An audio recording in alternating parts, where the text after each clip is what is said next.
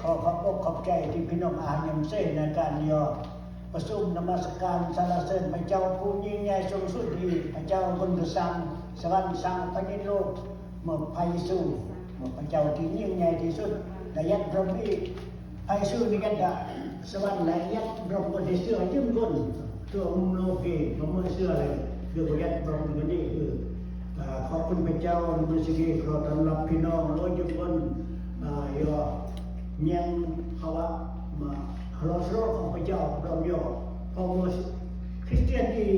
อากาบาตมือที่สำคัญที่สุดหนึ่งที่ฉลองวันคล้ายวันเกิดของพระเยซูคริสต์และอันที่สองอีกก็เฉลิมฉลองวันขึ้นพระชนม์ของพระเยซูคริสต์คือเป็นสิ่งสำคัญที่สุดที่จะเป็นอย่างเพื่อนและทุกขจักรทั่วมุมโลกยืมสารยืมภาษาอำลอยจำนวนกันนอกตัวเมืองก็จะอาการเฉลิมฉลองวันขึ้นพระชนม์นี้ทั่วมุมโลกดีทุกศาสตร์ภาษาเพราะทรงชื่อหน่วยนิยมที่พระเยซูเองเหมือนพระเจ้าสรรเสริญผู้นำศาสนาต่างๆนี่น้อมพระเจ้า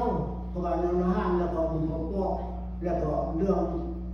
พวกเรื่องอ่างเรียนสุนัขเสกดองแล้วอุ่นแล้วก็นกใบ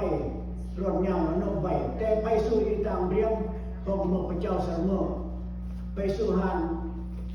ถึงหานวันศุกร์วันเสาร์วันอาทิตย์ไปสู่เป็นไรจับหานและก็ทำแล้วยังมุ่งกับเปิ้ลวางเป้าทหารตัวเดียวเป้าย่างก็งอเพราะว่า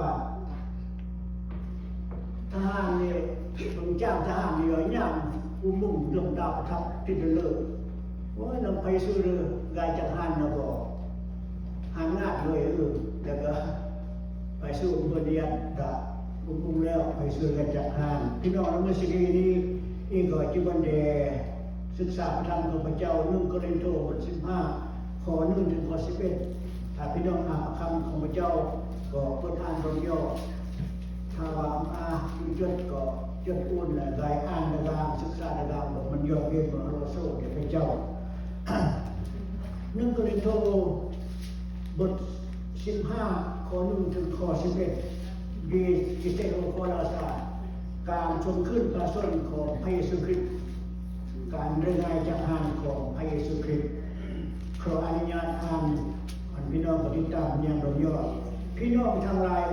เขาขอแจ้งให้เจ้าทั้งหลายคำนึงทั้งข่าวประเสริฐที่เราได้ประกาศแก่พวกเจ้าแล้ว